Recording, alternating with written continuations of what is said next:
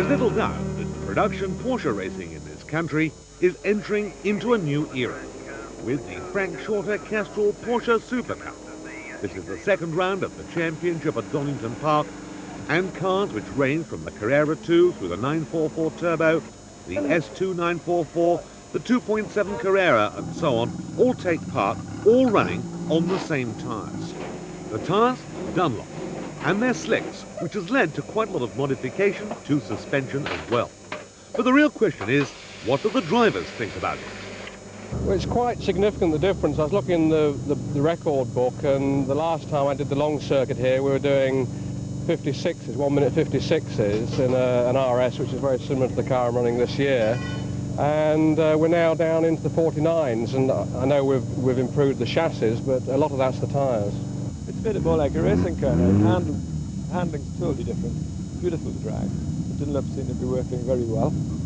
Seem to last long enough. It's transformed the car. The cars are obviously quicker. They've got more grip. They're a little bit more amenable to changes in the suspension. They respond better. You're able to tune the cars a little more. In short, they're a lot more fun because you can lean on the car a lot more than you can when they're on road tyres. Leaning down from his great height is journalist Tony Dron in pole position with the Carrera. Obviously the man to watch in a car that could win. Brian Robinson only half a second outside his time incidentally, and that's pretty good. And then it's Berridge, and he too is pretty close, also in the 49s. The real question has to come, however, as to whether or not the 44s, the 944 Porsches, will be competitive. And that proof of that pudding has got to be in the race itself. Drawn then with just over half a second advantage. But 4 cars in the 149s and less than a second covering them. The second of the Carreras there, Mike Burke, also looking competitive. Let's wait for that green light. They're away, and Dron makes a superb start. Tony Dron started his career, of course, a long time ago, has driven single-seaters in the past as well, but a very, very competent driver indeed. Takes the right line in through Redgate here. And the racing tyres definitely seeing those cars corner flatter, the suspension a little bit harder, and giving them, of course, that little bit extra grip. Dron then, holding on to his position, not gaining a great advantage at the moment. The field files through behind there. The 944 never fast away in turbocharged form at the start. Brian Robinson we're looking at now, right close behind Dron with the 911. And a fair amount of flicking of the wheel there to keep the Porsche pointing in the direction of travel. And he's coming into the corners a lot quicker than Tony Dron. Out onto the straight. Now, will the Carrera have an advantage here? Well, the 911 right up behind. Dron perhaps easing away, no more than a foot or so. And look at this on the inside. No way, Jose, door closed. Robinson hanging on in there in second place. Looking at the inside now. Now, this is the last of the late breakers here. It's offline as far as Robinson's concerned, but he's made it. Leaving Dron to go the long way round. Coming up after that bad start, David Warnock there, number 55 just ahead of number 11 Ian Lawton. And a big effort too now by Dron, who really has got himself a pile of trouble he needn't have had because Bob Berridge has sneaked through past both of them. You heard the circuit commentator saying how sensational this was, and it certainly is. Berridge through there, and Berridge holding them off. One had a look at the inside, one had a look at the outside. Berridge didn't seem to care which way he went, he's still in the lead. Down the hill, Berridge with the front engine, rear wheel drive Porsche, leading the rear engine, rear wheel drive cars. Number 10 there, Mike Yules. His Carrera, the Carrera's going well, but surprisingly for some, Bob Berridge there, with the turbocharged 944, seemingly currently has the legs of them.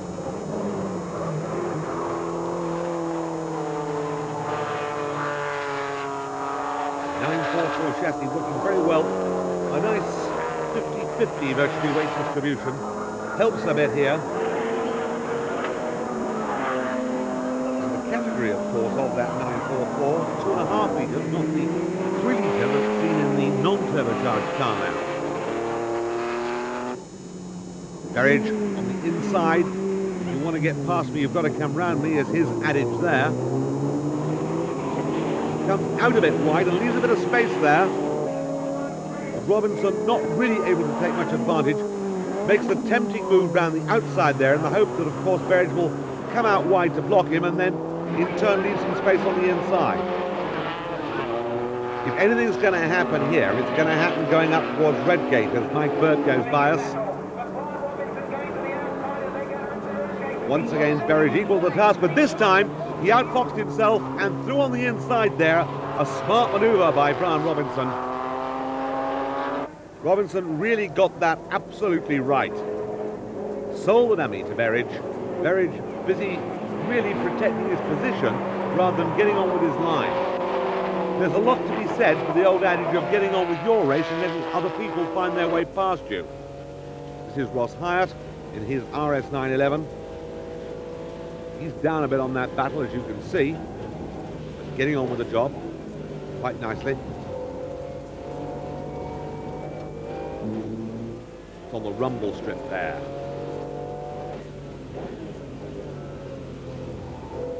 Doesn't have to tell you that he's got some unit trust interest in the car. Hoping that it's going to bring him a dividend. Well, if John is successful here, Bob Berridge has lost another place he has. And I'm beginning to wonder why. I'm beginning to wonder whether or not his brakes perhaps faded a little bit there. Berridge coming back, certainly got caught napping. Gets on the inside of John. Not somewhere that Tony would like him to be, I'm sure. If he's come in tight, he might come out wide. If Tony can come out in tight as well. No, Berridge back into second place. Safe and certain. And Jules there in fourth place, watching John trying to go around the outside there as they go into Goddard's. Not a very clever move. It was never going to come off. Now can Tony John look at the inside here as they come up into the right-hander here at Redgate? Yes, he has. And he's going to be feeling fairly relieved about that at the moment, because up in front, it looks as if Brian Robinson's put quite a bit of space between himself and this little trio and might take some catching. Berridge is not giving way, he's not giving up the battle, and he's still presenting himself a fairly heavy challenge there to hang on to third place at least, as we watch David Warnock now. Getting out of shape there, the car in front. Ross Hyatt coming up to one of those two corners at Donington where, in fact, you can lose a lot of time because they're faster than you think. McLean's the first, Coppice the second. But get them wrong and you find you're in trouble. Meanwhile, here's a man in real trouble. Tom Seagrove. Well, no harm done except with pride, and the car parked in a rather difficult place, but he kept the engine running and gets it well out of the way. That's one of the 3-litre 944s. As we now go back on board with Warnock. Another 3-litre 944. Nearly stole a place then. Didn't quite happen for him. But judging by the fact that he was quite able to outbrake the 911 there, I would have thought that he might be able to snatch one yet. Tony Dron is getting on with trying to close the gap between himself and Brian Robinson. To some effect. You notice how smooth Dron is, the true mark of a very experienced and competent driver. Stays off the curbs, he doesn't throw it about a great deal, and uses all the road, and that's it. Tony obviously concentrating on closing the gap, driving his own race, now will be wondering where he can spot the weak point of the car in front. Well, he thinks he's got a bit more in a straight line, perhaps. He thinks he's certainly got more brakes, so he's going to try conclusions here. And comes in very tight into the first S, almost gets it on the grass. But, ooh, that was a bit naughty, and oh dear. Brian Robinson there in his efforts to stay out of the way of Tony Dron's manoeuvre. They didn't actually touch, but that was more down to Brian Robinson than it was to Tony Dron. Actually lost the car, spun his chances away, and I dare say might have something to say about that. Last lap then here at Donington, Tony Dron with the Carrera doing the job, doing it well. Out comes the flag. There was that moment, shall we say, as Berridge finished second, when I wondered whether or not there's going to be a, shall we say, a race post-mortem there. But you can't say much about Porsche racing this year in this Frank Shorter Castrol Porsche Supercup being anything but very exciting. Here's David Warnock, somewhere behind his last lap. Let's follow him through. And the flag for him. So Warnock a happy man too. And Long Dron then the winner here at Donington from Berridge, Yules. Robinson still fourth, Mike Burt fifth, and Ross Hyatt in sixth place. That's the top six. Warnock, as we have seen, won his class, David Warnock, and a practice hand with the champagne. Laurels around his neck. Tony Dron tells us about how that car handled. And the new car, the ABS brakes worked really, really well. And from about 10 feet back, I just came down the inside. It was quite marginal as to whether I was going to go into the sand trap, but it worked anyway. Did you see what happened to him behind you? I think he must have tried to go around the outside of me, but I reckoned that I'd won the line to the corner and was going to take the corner myself from then on. But we didn't touch anyway. Welcome to Silverstone for the third round of the Autofarm Porsche Club Modified Championship that caters for anything from quick road cars to Le Mans type sports cars like John Greasley's 935. What sort of power does a twin turbocharged monster like this develop? We've never measured it, so we can only talk theoretical. I mean, in theory, I'm actually running it at something like 650, 675 horsepower, and that's on low boost. We've got the ability to turn it up to 800. Must be fairly exciting prospect driving around the Silverstone National Circuit. Yeah, it's wonderful. It's worrying, it's exhilarating, it gets the adrenaline going. I mean, it's all things, really. It's superb. Background of the car is that it's a car Porsche made in between around 76, 77. They made a 3.5 litre Carrera, and this is a replica of that car. And it gives you a pretty exciting drive around Silverstone. Very much so. Today we have a lot of oversteer for some sort of reason. Probably quite a bit down to the driver as well. But it's very slippery around here today. Approximately 360 brake horsepower. Must be pretty exciting prospect driving around the Silverstone National Circuit. Yes, it is. They've changed it since last year, so it's very tight. But I mean, once you can get the power down in a straight line, the car's very quick because of the flat front on it compared with the normal Porsche with a headlamp. So we gain a bit there. But it's just keeping the power down when you've got so much power. This is Valentine Lindsay's 911 RS, which is in the bottom of the four classes, and the bottom two classes have to be taxed for the road. That includes the modified road cars like Lindsay's, the road race trim cars in Class 3. Further on to Class 2, you get competition cars, some of which have been turned back into road trim, and then of course you get the mighty monsters like Greasley's 935 here on pole position in Class 1. Alongside him on the front row of the grid for today is number 30 Gideon Hudson, with these two, Mike Holland and Norman McRoberts, behind. Jonathan Baker's Porsche 930 will take a position on the third row of the grid. Alongside him will be Bob Watson, a familiar name to those of you who've been watching Porsche racing in recent years. A rolling start behind an Autofarm car. Josh Sadler, the man who founded Autofarm, of course a very successful hill climber in Porsches, and away they go. And it's the blue Coral 935 at the head of the field that leads into Cox, with Gideon Hudson's yellow Carrera looking as though he's coming into second place, and we're in car with Eric Henriksen, who we saw interviewed earlier on. Eric starting from 7th slot on the grid in his Carrera RS, second quickest in Class C. Just listen to the mighty power, the raw power of these German sports cars. Rear-engined and rear-wheel drive, every single one of them. Blue Coral car leads, but no it doesn't, because it's Gideon Hudson who sneaks past on the inside as they brake for the left-hander as they came under the bridge. The yellow car of Gideon Hudson took the place.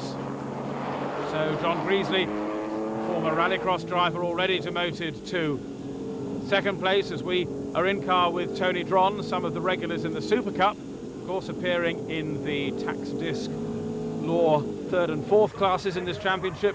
We go back to see, in fact, Greasley's demoted to third place already, because 35, which is Norman Roberts, the farmer, has come up into second place. So Greasley, despite the awesome power of his 935, has lost the lead, and he's going to have to work quite hard to get it back by the looks of it. Back in car with Eric Hendrickson, bit of clear road ahead of us at the moment, through Maggots, down through the gearbox, into the right-hander at Beckett's. Oh, a little bit of correction there, with a little bit of over-correction. Eric made a bit of a mess of Beckett's there, and he's stalled the car as well. Gets it restarted quite rapidly though. Oh dear, a bit of a flame out there, a bit too much flame out, but the car's underway once again. And off he goes back to the lead battle, and up into second place now has gone John Greasley from pole position. He's found his way back past Norman Roberts. Mike Holland there is in fourth place. A terrific battle with leader. Mike Holland goes through on the inside, under braking for Cox, or possibly in a Porsche like this under not braking for Cox. Norman Roberts now demoted to fourth place. Gideon Hudson leads John Greasley, and in the battle for third, Mike Holland leads Norman Roberts. These four clearly the class of the field as you see them coming along the straight. No sight of any other car having come out of Beckett's just yet. Now this could be Greasley's chance to find his way past. No, it isn't. So Gideon Hudson in the Carrera RSR stays in the lead at the moment. Greasley, I think perhaps the superb aerodynamics of the 935, which was primarily a race car designed for the long-distance sports car races such as Le Mans. There isn't really a straight long enough here at the national circuit at Silverstone for his aerodynamics to really do him very much good. Lapping one of the tail enders there, Dennis Hilliard's 911 RS number 77. Mike Holland finds his way past him as well. And it looks as we saw them go out of sight. Yes, and they come back into our view here at Beckett's. Into the lead goes now John Greasley. He used to rallycross a car just like this, you know. Can you imagine bouncing across loose surfaces and grass in a car with this sort of power? New livery this year for John Greasley from Blue Coral, who are a car polish manufacturing business, and he's really showing true polish in this Auto Farm modified championship race. Now he's got himself in the lead and ahead of Gideon Hudson and Mike Holland. He looks determined to stay there. In car with Tony Dron in the Carrera 2, running in this race in Class D. For highly modified road cars, it's Val Lindsay in the V12 car directly ahead of him there. These two running in the same class. Exiting from the complex, crossing the start and finish line. With now number 52, which is Gavin Mortimer in his 911 Turbo. And that's Dron tucked in behind him there, with Val Lindsay sort of sandwiched still between the two. Up to Beckett's once again. Val Lindsay trying to find his way past Brian Robinson, it is there. A man who we see frequently claiming victory in Supercup races. Tony Dron not looking at all happy. I wonder whether he's got some sort of gearbox problem, because he really was looking very disgruntled as he came out of Beckett's there. Val Lindsay, son of course of the late Patrick Lindsay, one of our most famous, most successful historic car racers. Back though with the leader, and John Greasley, rallycross racer turned circuit racer, still reigns supreme in this Auto Farm modified race at present. Gideon Hudson in the Carrera RSR now being dropped steadily as the laps go by. He's not totally out of touch with Greasley, but certainly Greasley seems to have the benefit at the moment. Coming up to lap Wayne Ferguson now in his 911 Carrera. That of course could be one of the keys to the result of this race if race leader John Greasley finds himself with rather too many back markers ahead of him. It might enable Gideon Hudson to take a chance and find a way past if Greasley finds himself a little bit delayed. Very twitchy behind him there is Gideon Hudson as he runs out onto the rumble strips on the exit of the right-hander across the start-finish line. Oh, drama here for Mike Holland, number 33, his RSR retires as the leader rounds Copse at the beginning of his final lap. And oh dear, a bit of contact there between second place man Gideon Hudson and Tom Segru. I wonder if Tom had spotted him coming up, or perhaps didn't expect him to come up quite so quickly. We're in car with Eric Henriksen. He's already been lapped by Greasley and will be lapped any moment now by Gideon Hudson as they go round Beckett's for the final time. We'll catch a flash of the yellow RSR Carrera any second now, I would imagine, coming alongside on the right-hand side. No, in fact, he doesn't, because Greasley's managed to place yet another back marker between himself and Gideon Hudson on that final lap to make absolutely certain of his victory in this third round of the Auto Farm Porsche Club Modified Championship. And so then Greasley it is in the mighty 935 Carrera, backed by Blue Coral, who takes the checkered flag, and a delighted man he will be. Looking back down, we see once again the battle here between Brian Robinson and Valentine Lindsay, and they've really dropped Tony Dron way, way, way back. There he is, you see. We had to wait a long time before we saw Tony Dron appearing, so I would suspect that Tony's had some sort of drama in this race, and I have a suspicion it may be related to his gearbox. But lead back with this battle, and this time Val Lindsay looks down the inside, nearly finds his way past, and makes the fatal mistake as he comes through the left-hander there under the bridge. Nearly spins through about, I suppose, 190 degrees or so, and that, of course, gives Tony Dron the chance to find a way past him and finish second in class then, with Lindsay behind him in third. Confirmation of the overall result: John Greasley wins from Gideon Hudson, Norman Roberts, Jonathan Baker, Gavin Mortimer and Brian Robinson. Accolades then for the winner. Was it a tough race? It was nice. It was worrying down here at Brooklands to start with. There was oil on the track, so I think we all had to be pretty careful there to start with, but that cleared after 2 or 3 laps. So it was good. It was nice to have a dry track. Good clean racing. After the third round of the series then, the class leaders are John Greasley, Norman McRoberts, Eric Henriksen and Valentine Lindsay. Welcome to Silverstone, where round 3 of the Frank Shorter Castrol Porsche Supercup supports Britain's round of the Sports Car World Championship. Tony Dron, pictured here in an earlier round at Donington in car number 8, has won both of the first 2 races, as Brian Robinson there spun off. So Dron comes to Silverstone with a good advantage in his class. A hub failure in practice, however, means he'll be starting this race right from the tail end of the grid. However, things are virtually even here because everybody's on the new Silverstone Grand Prix circuit for the first time. The circuit is very, very interesting. It's very technically demanding. There's changes of camber, it's uphill, downhill, through sweeps, turns, fast turns. It's very, very exciting. I think you can, from a driver's point of view, you can tell the circuit's been designed by another driver. Absolutely great. I think it's probably one of the best circuits in England now. It's really exciting. Bit bumpy in places, but otherwise fabulous.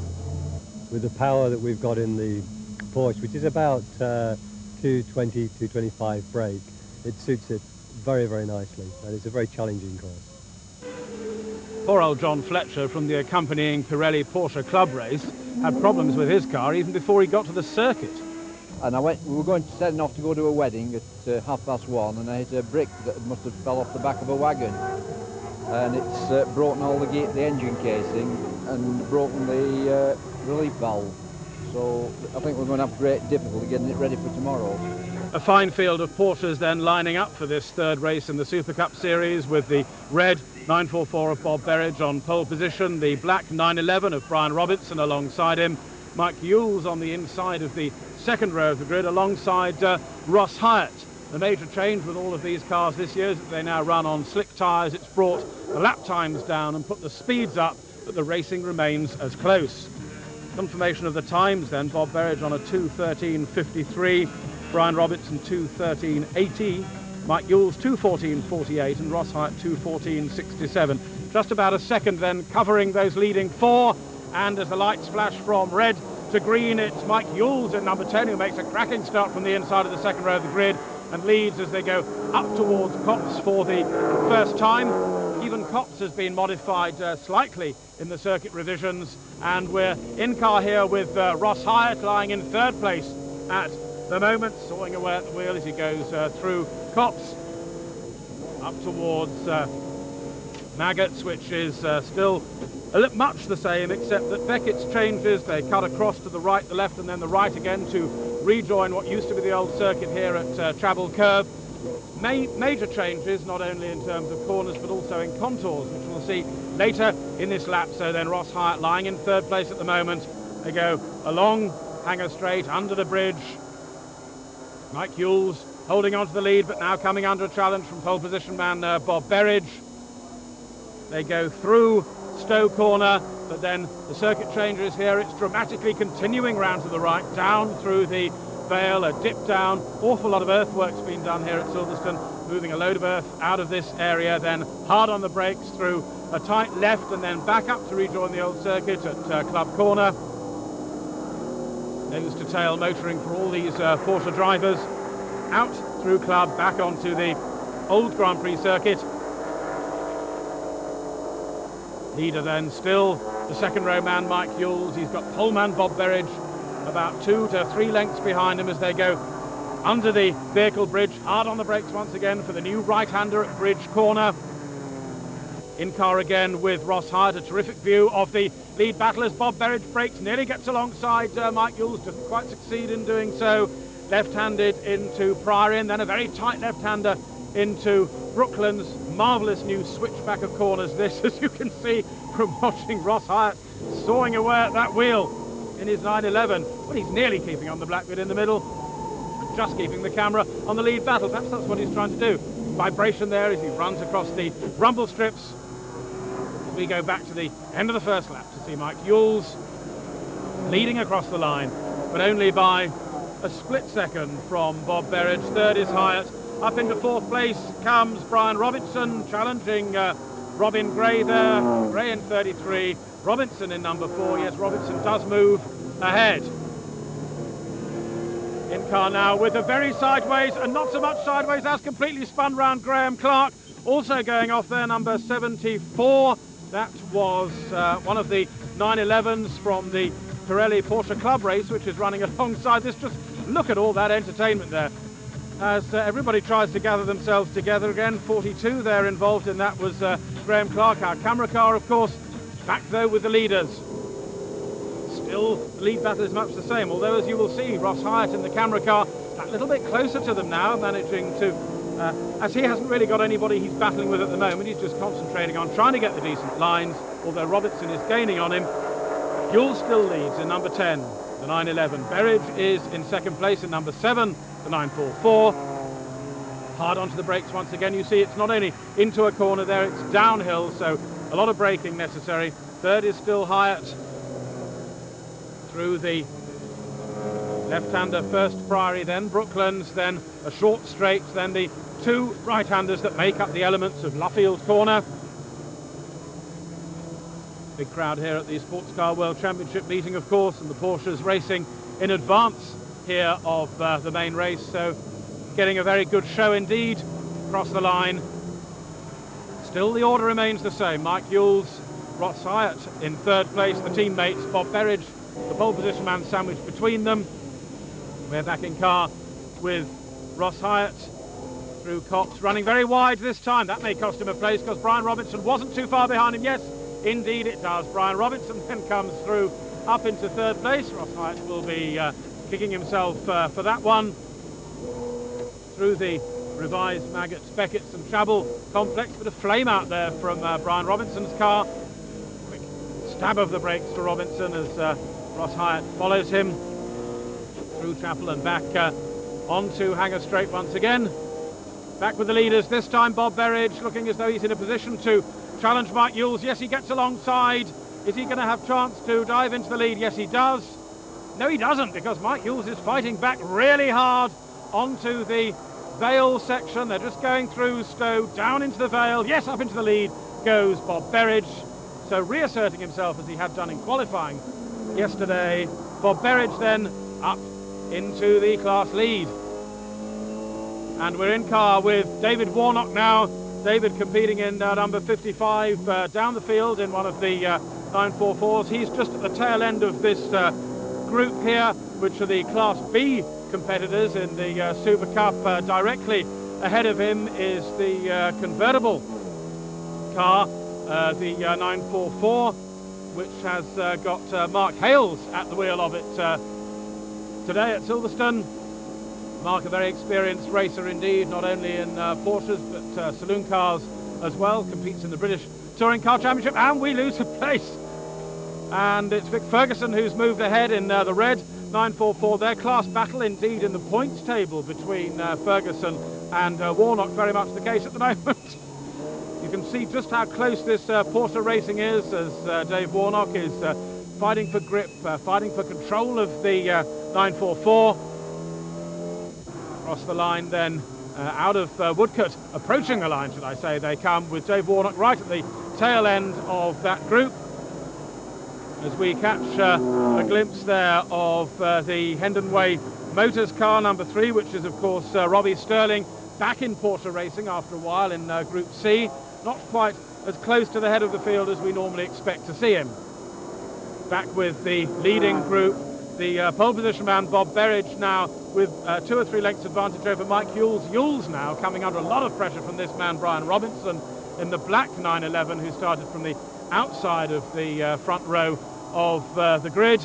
Behind them in 4th place, we just got a brief glimpse there of the white 911 there. That is of course Tony Dron. We said he had that hub failure, and back with the Class B lead battle, Class B points lead battle should I say, although not the Class B lead battle in this particular race, but Warnock and Ferguson really fighting it out there. Warnock in the camera car this time getting ahead. Looks as though he's going to get ahead of Mark Hales as well. Yes, what a terrific few corners there for David Warnock, just proving that if you can get this super new complex of corners here at Silverstone right, you can do yourself an awful lot of good in the race.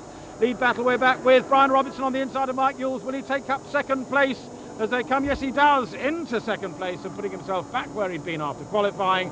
Brian Robinson in number 4, then Mike Yules now down to 3rd. Really terrific Porsche racing this, bearing in mind none of these drivers had any experience of racing on this exciting new Silverstone circuit, so they're all learning it under the most difficult conditions here this weekend. And what's happening now is that Brian Robinson's getting ever closer to race leader Bob Berridge, and remember, with the slower cars from the Pirelli Porsche Club GP series running alongside them, they've got an awful lot of traffic to get their way through as well. Dron, we caught another glimpse of there in 4th place. There he is, coming up onto Mike Yules. Now that's a terrific drive through from the tail end of the field for Tony Dron, because it was 21 cars starting in the Supercup element of this race. So to get himself up to 4th place, he's got past 16 of them on the way. Good motoring for Tony Dron. Fastest lap to him on the way through to 4th place as well. A great achievement, and of course that'll help his championship aspirations. Will, however, he be able to do anything about the 3 cars ahead of him? In order, Bob Berridge, Brian Robinson and Mike Yules, with Robinson looking as though he's sizing up to challenge Mike Yules for the, challenge Bob Berridge, should I say, for the lead. Is he going to be able to do it? I don't know. He's right on his tail this time, coming down into the new complex, but as he gets onto the tail of Bob Berridge, so Mike Yules is right up with him as well. Dron, I think, just thinking, well, I've got this far, let's watch what's going on ahead of me just for the moment before I try and do anything too heroic. But no, Dron comes through to challenge for 3rd place. Berridge, though, still leads. Robinson is 2nd, a couple of lengths in it. Yules is 3rd. Dron dropped back a little bit, having failed in that 3rd place taking manoeuvre. This race really has hotted up as we come towards the closing stages. Berridge under an immense amount of pressure from Brian Robinson. Robinson in turn under pressure from Yules. Yules in turn under pressure from Dron, and this time Robinson's done it. Drives right round the outside. Can he hold on to that? Yes, he does. What a terrific manoeuvre there. A bit of flame out there from Brian Robinson. I think that's the car saying, aren't I clever? Well, an amazing manoeuvre there, right round the outside of the Brooklands corner there. Holds the lead through the 2 elements of Luffield and on across Woodcote. So Brian Robinson, what a splendid manoeuvre that was. Brave man indeed. He has, however, another lap to go before he completes this, and challenging back. Well, there was Bob Berridge, but he lost a break coming into Cots. That didn't do him any good. In fact, it very nearly lost him. 2nd place to Mike Yules, that did. Back in car then with Graham Clark, and there's contact. Oh dear. Camera car's not having a very good day of it today, and he, however, regains the track as we return to the lead battle, and Brian Robinson, having got past the pole position man Bob Berridge, easing away in the closing stages. His advantage perhaps 4 to 5 lengths, which may not sound very much, but in this Porsche race it's good enough. Tony Dron, headlights ablaze in the AFN Porsche Carrera 2. Still trying to find a way past Mike Yules, and I think he may well do it this time. Yes, he does. He's absolutely alongside him. Can he hold on to that as they come down, swoop down through the new sections of the circuit? Yes, he does. Up into third place, then goes Tony Dron, but he spins.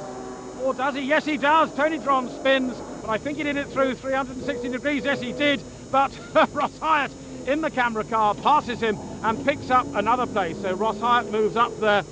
Dear, oh dear, Tony Dron, oh, real heart in the mouth stuff that was. Gathered himself back together again. We see that once again. Having got past him, he tries just that little bit too hard. The rear engine, rear wheel drive 911 really gets away from him, and Tony Dron, despite his immense experience, at least you could see him correcting it there to get the wheels back in the right direction. At least he continued without hitting anything. So across the line at the end of 10 hard laps of the Silverstone Grand Prix circuit, Brian Robinson from Bob Berridge, with Mike Yules in the turquoise car there crossing the line in third place. The amazing battle for Class B with David Warnock, and we're in car with Warnock once again, finally resolved as he comes through the last few corners of this race. Already he's got himself ahead of Vic Ferguson. Is he going to have a problem there? There's a spinning 911 in front. No. David Warnock, I'm sure, breathing a sigh of relief there and going on to win Class B. As the results show, however, Bob Berridge was excluded in post-race scrutineering. Robinson winning then from Yules with Ross Hyatt in third place. David Warnock winning Class B from Vic Ferguson and Mark Hales.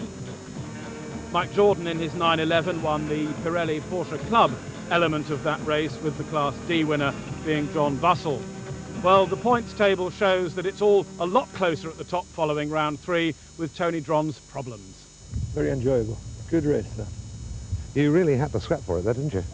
Yeah, we got a very bad start, a clutch problem on the line, and then just caught them up gradually, worked our way through. It's very exciting. Enjoyed it. The four of us had quite a tangle together. It's the closest battle we've had in Class B for some time, so it was very exciting to actually come out on top of everyone else, yes. This circuit, it's made quite a difference, 2 lap times and the new specification of the cars. Enjoyable?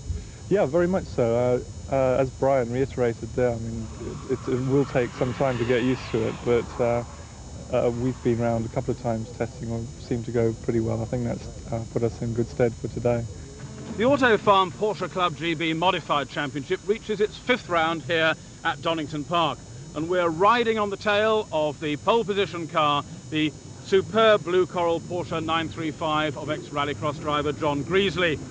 Alongside him on the front row of the grid is car number 30, Neil Bainbridge. On the second row, Mike Holland there in the Hermitite Porsche number 33. Alongside him, the farmer Norman McRoberts and number 35. A mighty front row of the grid, just to recap on them: John Greasley with a time of 1:13.94, Neil Bainbridge 1:15.68, and Jonathan Baker 1:16.57.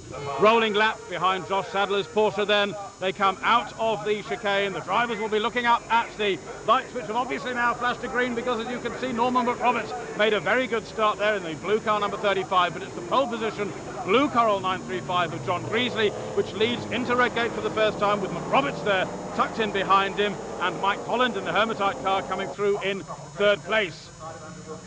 Downhill through the Craner curves. I don't know what happened to Neil Bainbridge in number 30 there, but we don't seem to be picking him up quite as we would expect to. No, he has got a problem. There he is, being passed by a lot of the rest of the field.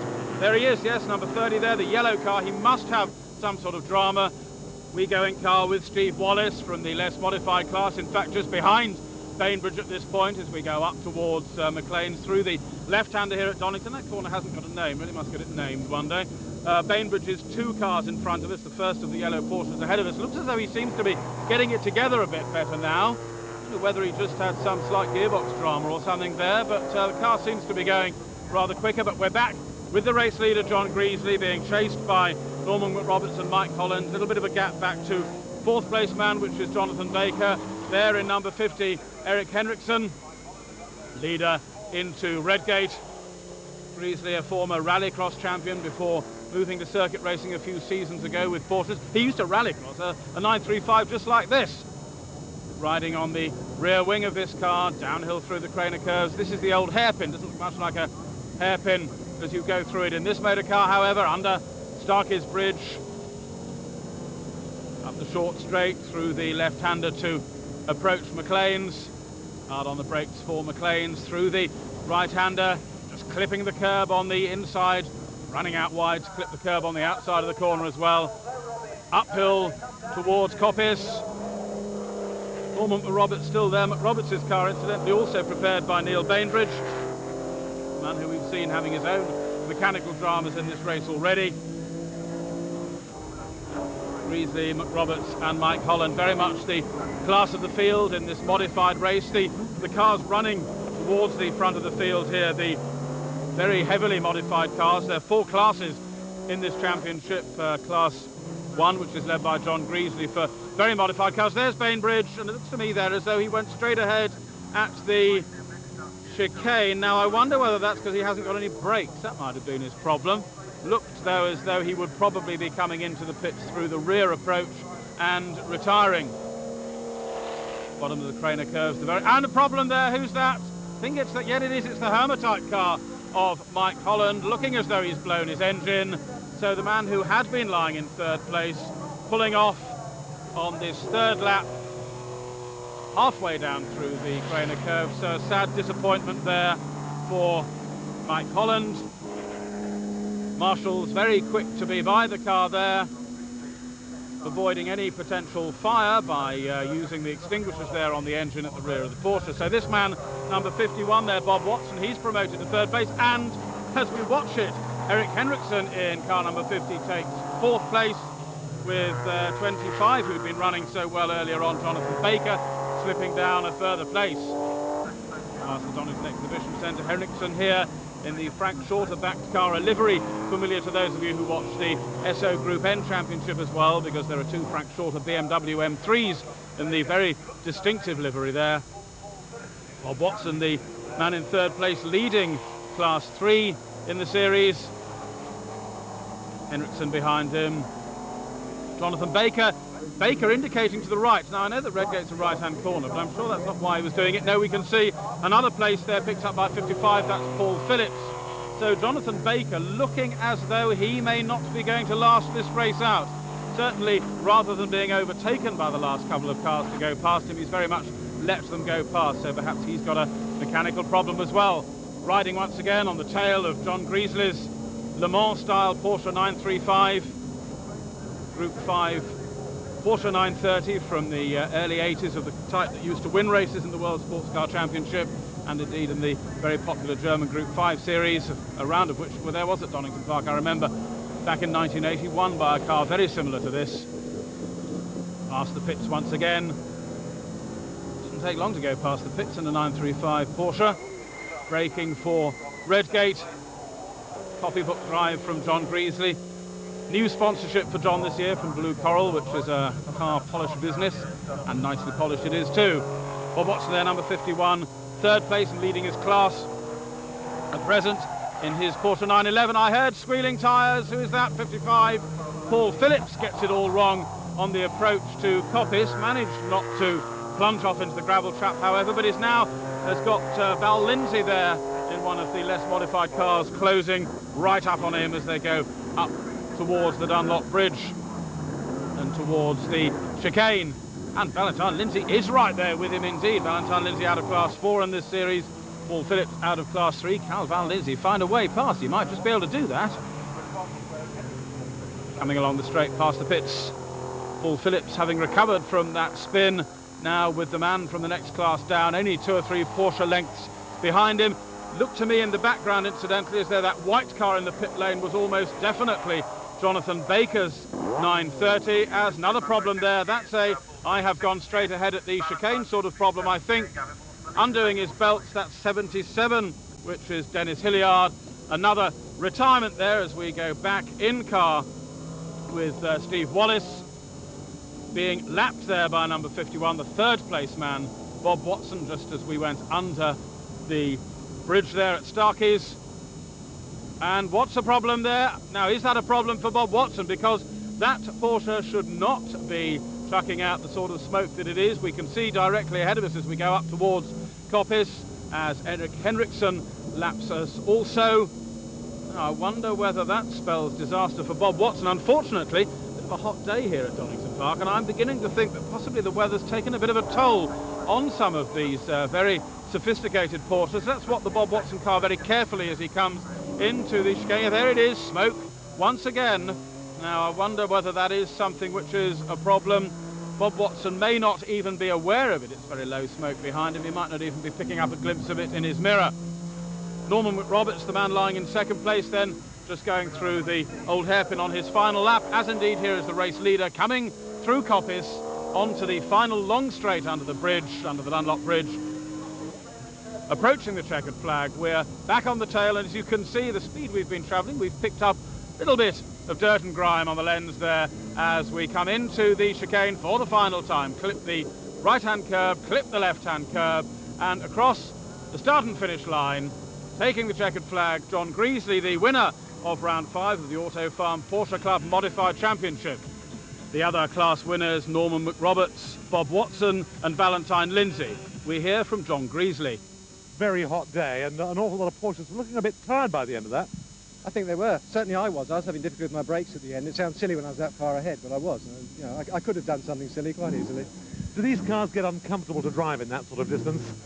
I'm afraid so. I just don't understand how people drive them at Le Mans for the length of time they do. That long is long enough for me in this weather. Dennis Hilliard, once I'd seen he'd come off, it was quite straightforward really from then onwards, and the brakes had gone totally really because it's so hot, and I just sort of ticked around for the last 6 laps. The first 6 laps was very hard work, but the second 6 laps I was dehydrating considerably and thought I was going to faint. It was so hot. But anyway, I finished the race, so that's important. A hot day maybe, but a successful one. The class leaders all reinforcing their championship advantages. The Frank Shorter Castrol Porsche Supercup reaches its 5th round here at Silverstone today. And as you can see, the weather conditions are not going to be conducive to rapid Porsche racing. Last time out at Silverstone on the Grand Prix circuit, Tony Dron in his 911 Carrera 2 spun out, failed to win the race, but nevertheless still leads the championship. He has 60 points, Brian Robertson is second on 44, Ross Hyatt has 43 and Mike Yule's 37. Dave Warnock leads Class B.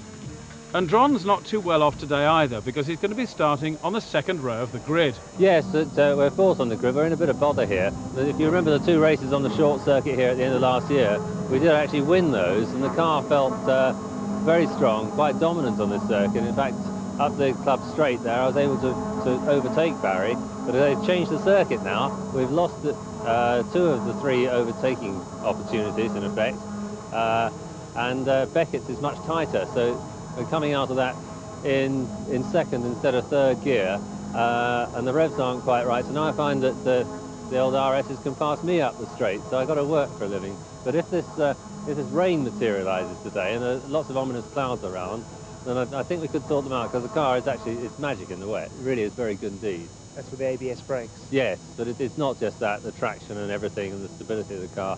It works very well in the rain all round. Now say it stays dry, how are you going to beat the cars in front of you? Well, I'm just going to have to go like hell, aren't I? Try my best. A second Carrera 2 has now joined the Super Cup series, driven by experienced sports car racer, the Canadian Robbie Sterling. Well, we're still finding our way through with the Carrera 2, which is a relatively new car, and little things like ABS braking and things like that are holding us up at the moment, but it's gradually getting up onto the pace, and we're hoping to eventually win some races at the end of the year. Quickest of the Class B cars today is the 944 Series 2 of Vic Ferguson. Oh yeah, I think maybe the 944 will show very well in the wet.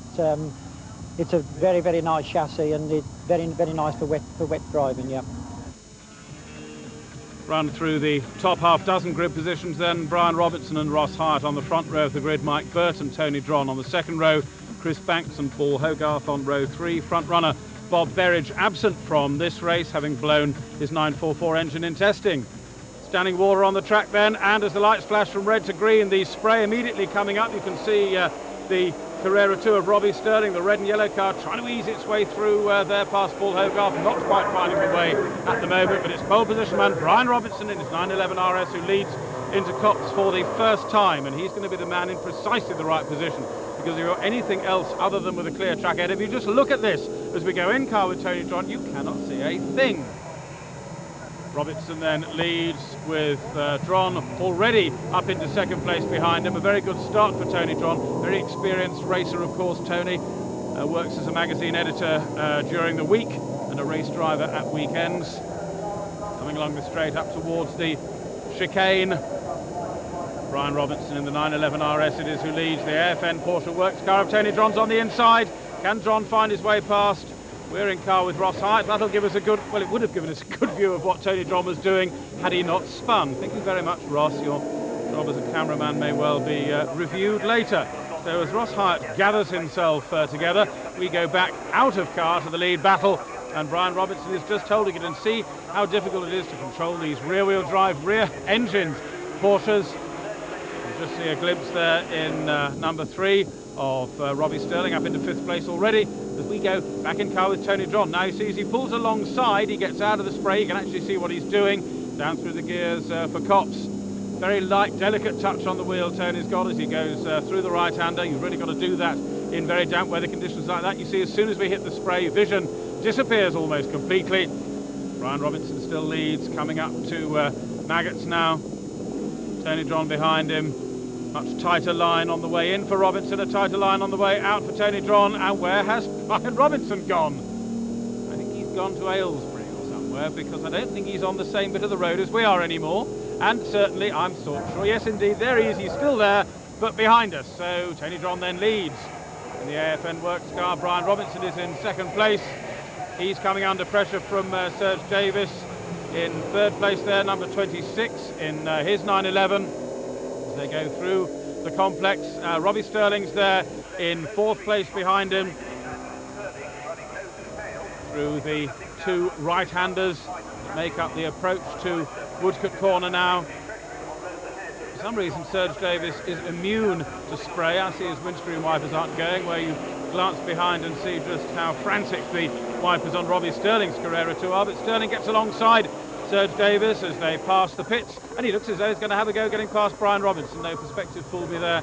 He's not quite close enough to do that, but certainly he has moved himself up into 3rd place, demoting Serge Davis in number 26 in the process. First of the 944s behind there, I think, is the turbo of Chris Banks in number 12. Here is the race leader. As you can see, Dron is pulling away a little bit now as Robinson comes under pressure from those behind him. There's Banks in 5th place in the 944. They're going through Beckett's at the moment, and this track is not drying out at all. I don't think it's actually still raining, but certainly there is sufficient water around for the spray to really keep up the dampness. Braking for the left-hander once again is Tony Dron. Brian Robinson still coming under a lot of pressure from number 3 there, Robbie Sterling. Robbie really getting the hang of the Carrera 2 now, which he's racing for the first time this year. He spent a bit of time racing Ferraris in Owners Club races over the past 2 or 3 seasons.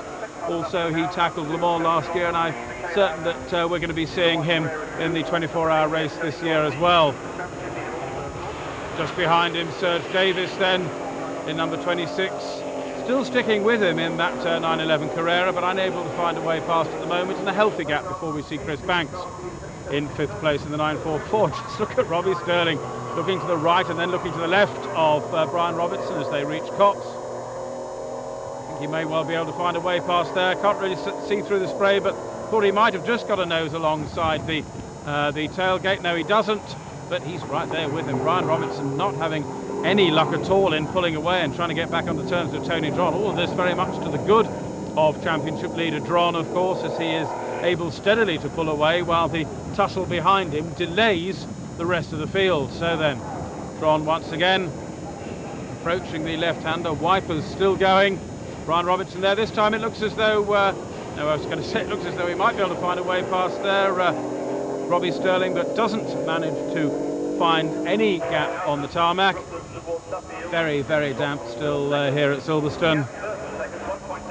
Robbie Sterling, of course, will be suffering a lot from Brian Robinson's spray. They don't run quite as wide when the conditions are quite as wet as this. Headlamps on in Robbie Sterling's car, looking very determined in the Hendon Way Motors entry. This time I think he's going to be able to get alongside. Pulls out to the tighter inside line alongside the pit rail. What happens when he gets to Copse? Is he going to be ahead? Yes, he is. Robbie Sterling then moves ahead. So two Porsche Carrera 2s, the newer cars now up into first and second place. Brian Robinson, though, fighting back. I think he's got alongside. Perspective very difficult, particularly with the spray. No, Robinson demoted to third then and staying there at the moment. Of course, Robinson's got the double problem of trying to get back past Robbie Sterling and also watching his rear view mirrors where Serge Davis is putting him under pressure. We're in car with Ross Hyatt, trying to improve ourselves, get our position a little better after that spin earlier on in the front row starting 911 RS. You can just see how dreadful the weather conditions are. It's Vic Ferguson's Class B car that we're behind at present, the 944, as we bounce all over the curbs.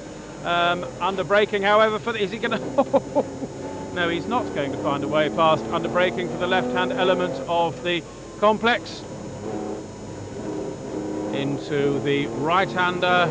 Just see how hard he's having to fight at the wheel to keep in a vaguely straight line. Corrects himself on the right-hander. Back up through the gear. Still following Vic Ferguson in the 944. Out to cross the start-finish line once again. Now along the straight I would have thought that Ross Hart might have found his way past the 944. He pulls out, yes, under braking for Copse. We move up a further place, although not in our class because Vic is in Class B. We in car with Ross Hart are in Class A, and under braking for Copse we see Malcolm Sargent finding a way past David Warnock's 944. Equally, those two not in the same class either.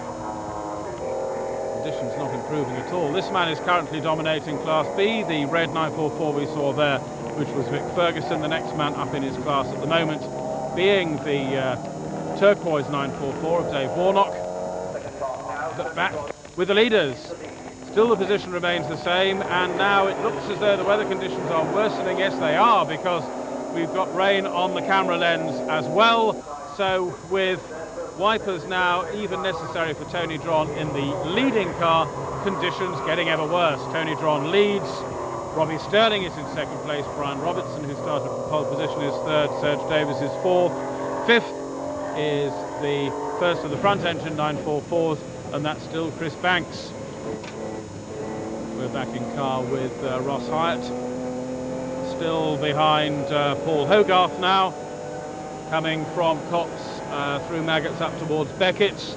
There's a 911 ahead of Hogarth. I have a suspicion that's a tail ender there. We both, us in the car with Hyatt and indeed Paul Hogarth, we get past that on the inside line at Beckett's very easily indeed, and surely along the straight the extra power of Ross Hyatt's 911 is going to enable us to pull past Paul Hogarth in the turquoise BIM Motorsport entry, although as we can't see a thing, oh yes we do it, however. I was going to say as we can't see a thing it wouldn't be a very clever idea, and we're going to spin again. No, we're not, are we? Did we? Well, we didn't, but we got past again. It looked to me as though we were actually stationary at that point, but not quite. Yes, Ross Hyatt really fighting the 911 conditions now, but losing out there once again to Paul Hogarth, and we see the cars from the outside now. That's the camera car there, number 9. Ross Hyatt that we've been watching, coming up towards Copse once again, behind Paul Hogarth once again. Now, if we can keep it on the island until we get up towards Beckett's, then hopefully finding a slightly drier bit of track perhaps in the middle, we might find our way past after Beckett's. But no, this time trying to challenge or approaching Maggots. There won't be a way around the outside of Maggots. But if we get a very wide line in, which seems to be what Ross Hyatt's trying this time, hoping Hogarth's going to run wide on the exit of Beckett's. Well, it didn't quite work. You can see even through the spray that there is a somewhat drier line where some of the water's been pushed away on the tarmac there, but not wide enough to allow two cars side by side. So Hyatt remains behind Paul Hogarth for the moment. We brake once again as we see the car from the outside. the bearings back to car there. Hogarth ahead in the 944, which looks decidedly turquoise from inside Hyatt's car. He must have it tinted screen because it looks blue from outside. And this time I think we've done it. Yes, Ross Hyatt finds his way past. Just see that standing water as we come across the start-finish line there. And a very sideways moment there for the 911 of Keith Norman, champion, of course, overall last year in the Porsche Series. Gathers himself back together very neatly, however, and continues upon his way. We return to the leading trio, and that looks to me as though it's closed up quite a lot. Certainly Dron seems to have Robbie Sterling closer to him than before, even though Brian Robinson's pretty much the same distance behind Sterling as was the case in the past. There's a slower runner there that they're going to have to tackle at some point in the next lap and a bit, which is all that's remaining of this 15-lap Frank Shorter race. Robinson trying to find his way past Robbie Sterling. He has definitely closed up quite dramatically now. John must be watching his mirrors very closely, and Robinson does it, yes! Robinson in the RS, can he manage it? Yes, he does. Robinson puts the older 911 RS between the two newer Carrera 2s then, so Dron leads from Robinson from Sterling. Those are going to be the positions first, second and third as they cross the line to start their final lap round the Silverstone National Circuit then. And can Robinson now do anything about Dron? He really does seem, as they go on to the final lap, to have found a miraculous turn of speed in the very closing stages. Perhaps as the conditions have got even wetter, the Carrera 2 has become a little bit more of a handful than the older 911. Through Maggots, up towards Beckett's they go. Vincent's right with Dron now. There's that slower runner ahead of them. Dron's got to be very careful about what he does about that. He's got to make sure that he guards his position as well as laps that slower car. Coming down the straight, the slower car moves way across, right out of the way of the headlight blazing cars behind him. Dron's in the lead. Robinson is in second place. Behind him is Robbie Sterling there. Now, it was between the left-hander here and the next element of the complex, the right-hander, that Robinson found a way past Robbie Sterling on the previous lap. And I looked as what he was going to do it past Dron there. He had the nose almost alongside Tony Dron. Dron, though it is, into the last element of the complex, the last tight right-hander. All he's got to do now is get from this tight right-hander through Woodcote and across the start-finish line. But Robinson's pulling alongside him, and Robinson is right alongside him, and he's going to win. Robinson is going to cross the start-finish line first. Tony Dron, as we go briefly back in car with him now, finishes in second place with Robbie Sterling third. Confirmation then of a sensational result. Terrific for poleman Brian Robinson. Dron is second, Robbie Sterling third. Serge Davis is fourth, and in Class B, Vic Ferguson wins from David Warnock. And as the winners take their accolades, it looks as though Tony Dron really can't believe it, but I bet Brian Robinson can. It was very close. We couldn't do anything in the heavy rain with the little 2.7. The Carrera 2's the ABS, much better in the heavy rain. But near the end, there's a little bit of a drying line. It's not too bad once that emerged. I could keep up with them okay. Just nip through on the chicane. So Brian Robinson's last lap manoeuvre puts the positions like this. Tony Dron with 74, Robinson closer to him now on 63, Ross Hyatt is third with 50, Bob Berridge fourth with 33, and in Class B, Warnock leads Ferguson 71 points to 57. For round 7, the Auto Farm Modified Porsche Championship returns to the national circuit at Silverstone. The weather is glorious and the cars are glorious too. A superb battle in the offing. The championship positions before this, the class leaders are John Greasley in the most modified Class A, Norman McRoberts in Class B, also leading overall, Eric Henriksen leads Class C, and Valentine Lindsay, the least modified of the classes, Class D. Among the more modified cars, Gavin Mortimer's red 911. We had some new tyres on this morning because we flat spotted yesterday in practice a set, so we had to break out the piggy bank and new set of tyres, and so they're now worn in, so I'm hoping for better things. It was a bit slippery this morning now. Tell us about your car. What's the background and the technical history? Well, it's actually originally it was an 82 turbo, just a normal road going turbo, and it's had the flat front put on it, which gives a little bit more top speed, and G-Force Porsche engine in it, which is something in excess of 400 horsepower. That gives you a pretty exciting ride. Very, very, very exciting. The power is phenomenal. The handling is, well, it lets itself down in the handling, but the power is fantastic, yeah. We've had a fair few problems this year. We've had a fair share of mechanical problems and also fuel system problems, but we've worked very, very hard over the last 2 to 3 weeks, and yesterday when we did practice sessions, it all started to come good, and we proved it in the lap times this morning. And you're leading your class in this on the grid for this race? On the grid for today, yeah. We're about 8 or 9 points behind in the class in the championship overall, but hopefully if we can get a result here today and pull a little bit back. We've still got 2 rounds to go, so anything can happen. And the car itself, how much is your creation, how much is original Porsche? The basic chassis and roll cage assembly is our own creation. We've tried very much to stick to Porsche competition parts to get the reliability, and unfortunately most of the Porsche parts prove reliable, but as I say, the fuel system we've had problems with, but as I say, she's going really well now. And what improvements have you made to the fuel system? We had evaporation problems and we had to move the tanks and put different fuel pumps in it because of the amount of fuel the engine actually needs. We thought it didn't need as much as it does, but obviously we were wrong. But as I say, we cured that now. And you're looking forward to mixing it with the Class B cars? Yeah, we're not that far behind Gideon Hudson today, so I'd like to try and tag on behind him and see if we can do something, but anything can happen in a race, so I'd rather just concentrate on winning the class today. So the cars then come round to line up on the grid for this 7th race in this modified series there. The Blue Coral 935 of John Greasley again sitting on pole position. His time on the national circuit just over 59 seconds, which represents an average speed of more than 100 miles an hour, which gives you some idea of how powerful and how rapid the ex-rallycross driver's 935 is.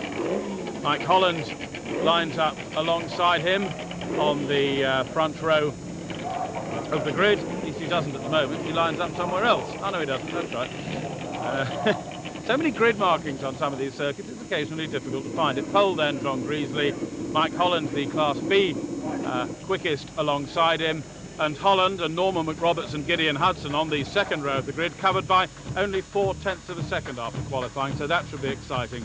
Class C leader is Bob Watson, Gavin Mortimer alongside him on the 3rd row of the grid, but the class leader on points is Eric Henriksen, who's behind them on the grid, and that's going to be interesting to see what happens at the start. And indeed, we're in car with Eric Henriksen here. That's Bob Watson directly ahead of us. We're following the Auto Farm provided Porsche, driven by Josh Sadler there for the pace lap. He will peel off rapidly into the pits, assuming that the officials accept this as an acceptable and tidy lap for the rolling start, and it looks rather as though they're going to. And as they come to the line, the lights will flash from red to green. The drivers will notice it, and as you see, instantly John Greasley, foot to the floor, and the Blue Coral 935 powers away to lead in 2 Cops on this first lap. And there's a spinner already. That was Valentine Lindsay. He's the Class D Championship leader. Let's hope that he didn't make contact with any more of these beautiful Porsches and that he gets himself going again. Greasley then it is who leads. Mike Holland in 2nd place, then Norman McRoberts coming along the straight. Very quick laps indeed they do of the national circuit here. Superb machinery assembled for this Auto Farm back series. Frank Shorter Sportswear and Castrol, also part of the major sponsorship deal. In car with Eric Henriksen, picking up a place or 2. I get the impression Henriksen didn't make a terribly good start. I think he must have lost himself a couple of places off the grid, because that's Dennis Hilliard, currently leading Class D, who's directly ahead of him, and that's not quite where we would expect to find Eric Henriksen. Norman McRoberts battling there with Gavin Mortimer for 4th place it is. Leaders approaching the right-hand conference once again. Very popular, these cars to watch. They make such a superb noise, all the right sort of machinery here. Bob Watson there in number 51 battling with Gavin Mortimer. He was quickest comfortably in qualifying. He's not finding it quite so easy in the race. Norman McRoberts there, but the Class B leader at the moment is Mike Holland, but he's got Gideon Hudson in number 30, the yellow car. They're not too far behind him. Norman McRoberts also in there as well. So the Class B battle running together on the road, and the Class C battle directly behind, and with Gavin Mortimer currently in the ascendant, as one might say, with Bob Watson behind him. Eric Hendrickson's found his way past the Class D leader, Dennis Hilliard, too. So we've got Class B first, second and third on the road together, and Class C the same, but the Class A leader, John Greasley, in the superb Porsche 935, averaging around about 100 miles an hour round the 1.3 mile Silverstone National Circuit. A superb display for Porsche fans to watch. Very, very high level of preparation here, evident in the Auto Farm modified Porsche series. You can see the gap there from first to second. And of course Mike Holland in second place overall and leading his class. Hasn't really got a chance to try and get anywhere near the race leader John Greasley, because he's got to concentrate the whole time, watch his mirrors for Gideon Hudson right there behind him. Here's Valentine Lindsay out of Class D. He leads the class in the points. He had that spin, you remember, at Copse on the first lap. He will be trying to make his way back up through the field to get back onto terms with Dennis Hilliard. Here's the Class C lead battle, and as you can see, there's absolutely nothing in it, less than the length of a Porsche. And indeed, Bob Watson now trying to find a way past Gavin Mortimer. Mortimer, we heard from the brief interview, we spoke to him earlier on, he's got new tyres on for the race today. Let's hope that they're going to prove to be a valuable investment. He's coming under an immense amount of pressure from Bob Watson now. Bob, of course, a superb engineer on his Porsche, as well as the driver of the car. Past the pits. Watson in the yellow and blue car. Gavin Mortimer in the red one. Mortimer watching his mirrors. A bit of opposite lock, correcting the slightly tail happy. They don't handle incredibly well because they're very powerful, perhaps about 400 horsepower from Mortimer's car there. So you've really got to know what you're doing to be able to drive one of these things comfortably. Watson looking every which way to try and squeeze his car past that of Gavin Mortimer. There's Norman McRoberts, the farmer, in. And here's come the challenge for Bob Watson, and is he through? Looks to me as though that was relatively easy for him, and yes he is, but Gavin Mortimer surely will be fighting back. Mortimer jabs the brakes there as they go through the two-part Luffield, superb section, spectator section of the Silverstone circuit. There is Valentine Lindsay in the V12 Performance Porsche RS, trying to get back onto terms with the class leader. Back in car with Eric Hendrickson, past the pits, down through the gears, into the right-hander at Copse. Currently lying third place in the class, and it's that terrific, and we see a glimpse of him in the background there as a puff of smoke from a lock brake for Gavin Mortimer there. It'll cost him a fraction more time as well. Bob Watson now beginning to pull away. We go back to race leader John Greasley, having a fairly easy time of it once again in a round of this Auto Farm series. There are two other 935s around in the UK, but they're not seen as often as John Greasley's Blue Coral car is, and when they're not around, he really doesn't have to work too hard, apart of course from trying to keep the thing on the road in the first place. Gavin Mortimer now beginning to slip back into the hands of Eric Hendrickson. Class C second place. This is developing into a battle for Bob Watson. Once he got past Gavin Mortimer, there we see Bob Watson, number 51, has pulled out something of an advantage now, and there's no doubt that Hendrickson is closer to Gavin Mortimer than Mortimer is to Bob Watson. They go through Copse and on their way to Maggots. We are back with second place Mike Holland, leading his class from Gideon Hudson there in number 30. Beautifully prepared, these Porsches, a real treat to watch. Through Luffield comes the Hermitite backed RSR as we glance back and see that now we've got one or two of the tail enders. Eric Hendrickson challenges and passes Gavin Mortimer. Now, I would imagine Gavin was slightly fazed by the fact that there was a slower tail ender there, and I suppose he was sort of backing off to avoid a problem there. Didn't perhaps really register that Eric Hendrickson in the Frank Shaw delivered car was on quite such a charge. Well, Eric was indeed on a charge, moves up to second place in Class C. Now, is there anything that Hendrickson, who leads this most competitive of the four classes in the points table fairly comfortably, is there anything he can do now to get back onto terms with Bob Watson? Or is Watson going to find that this is the turning point of the season for him and he's going to be able to pick up some good results in the last races of the season to perhaps get him even into a position to win the class? 27 there is Bob Gant in his 911 SC. One or two of these cars, as you see, showing road-going registration numbers, and certainly the cars out of classes C and D can indeed be road-going cars. But we're looking at the most modified of the modified cars in this championship, John Greasley's superb Porsche 935, and the former Rallycross champ goes on to his final lap as we go in car with the man leading Class D just being lapped there, as it happens, by the race leader Dennis Hilliard, leading Class D, watching his mirror, because surely Valentine Lindsay, after that first lap spin, must by now be getting somewhere close to his back bumper. So in this final lap he's really got to watch very carefully indeed. Comes up to squeeze past Jeff Simpson's 911 there, lapping him in the process. Race leader braking for the last sequence of corners. John Greasley in the blue coral Porsche 935 through Luffield 1, Luffield 2, and onto the final few yards run up to the start and finish line. He'll be almost lapping there Norman McRoberts as he does so. Across the line then, and taking the checkered flag, John Greasley once again wins a round of the Auto Farm Porsche Club Modified Championship, further committing his overall championship lead to the record books, I'm sure. Confirmation of the results then, Greasley wins overall in Class A, second, third and fourth are the Class B men, Mike Holland, Gideon Hudson and Norman McRoberts. Class C won by Bob Watson, and Class D by Dennis Hilliard.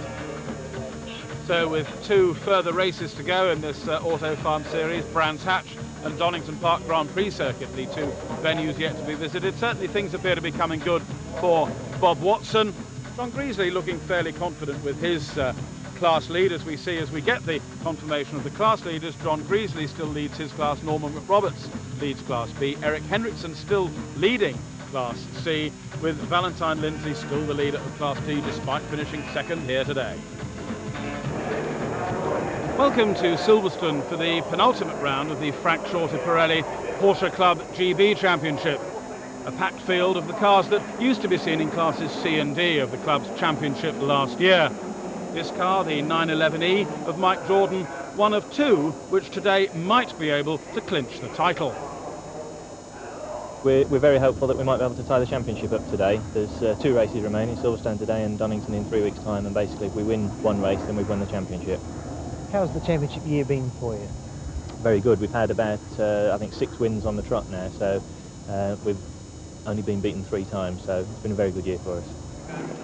Just 9 points separate Mike Jordan from the Porsche 911 SC of Hugh Price as they come to this penultimate race. Yes, it's been a bit like that all season, neck and neck on the qualifying, pole or second, and first and second are in the race, so it's been very exciting. He's won more than I have, which is not so exciting for me, but I've enjoyed it. But you've been consistent anyway. Yes, we've had a great year. We've had 10 races now, and until last week at Castle Combe we hadn't had a bad finish. Class B points leader number 50 John Bussell's in trouble today. It's been very good so far this year, but we seem to be having a bit of fuel starvation problem today with all the fifth gear work, so we'll see what happens. So you're lining up in third place in your class? Yeah, there's a lot of work to do today, and we've got lots of Class A cars in between the B cars today, so it's going to be a bit frantic out there, I think. Now you need to keep winning in your class to have a chance of the championship too.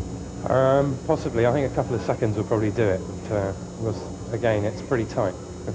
So looking forward to a good race. You got those problems solved? No, we haven't, but we'll just have to hope in the race, in the confusion, we can get through somewhere.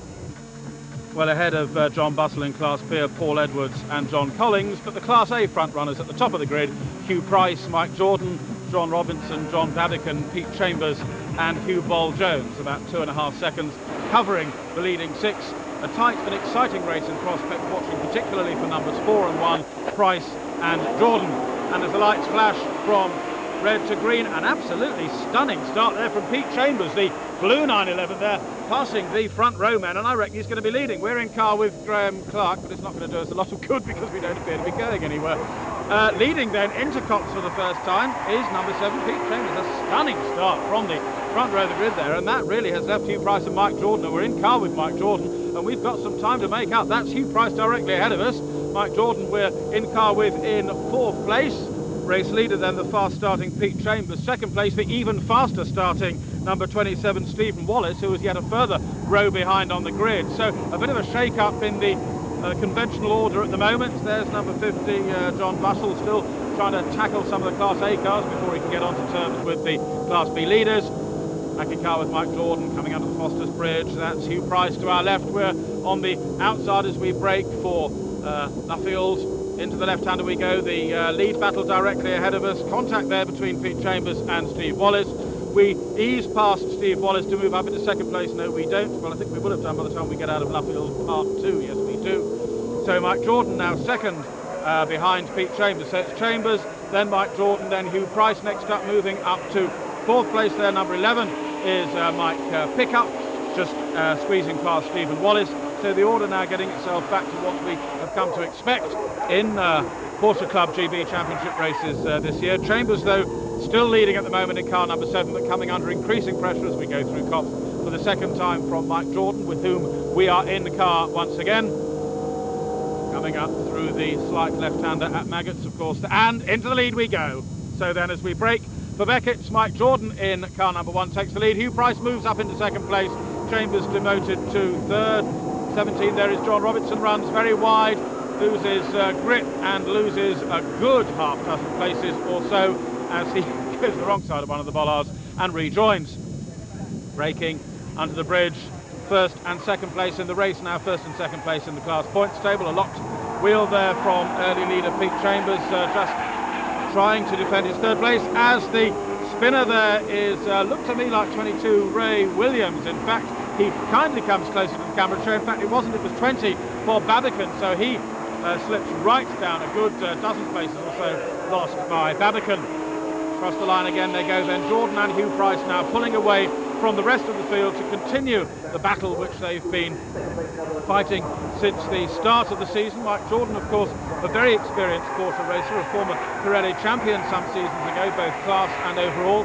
Hugh Price, not as experienced, but he really has climbed the learning curve dramatically this year. There's number 22, Ray Williams. His car's blue and white, not red, so that wasn't him spinning at all. Leader then, I was going to say leader, I suppose we should say leaders. There's so little between Mike Jordan and Hugh Price as they go through Beckett's. Once again, tussles all the way down the field. There, number 3 is John Fletcher, one of the grand old men of Porsche racing and a very successful racer he continues to be. Back with Jordan in the Team Eurotech Equity and Law 911. Jordan leads less than a length, though, ahead of Hugh Price. Hugh Price not letting up one jot, not loosening the pressure at all. We come through the 2 elements of Luffield, very demanding the national circuit, and Jordan very nearly makes a mistake. That could have given Hugh Price an opportunity to squeeze past on the inside, but Price, I think, backed off, not absolutely certain which direction Mike Jordan's 911 was going to snap in. Jordan therefore recovers from his slight mistake there and still holds on to the lead. Hugh Price is still second. Chambers coming through Cots still in third place. Jordan really, I'm sure, feeling the pressure of Hugh Price. Jordan using all the road and the curbs, a little bit untidier than we would normally expect from Mike Jordan, so he is obviously aware of the pressure Hugh Price has put him under. Remember, Mike really only needs to win this race to clinch the class title.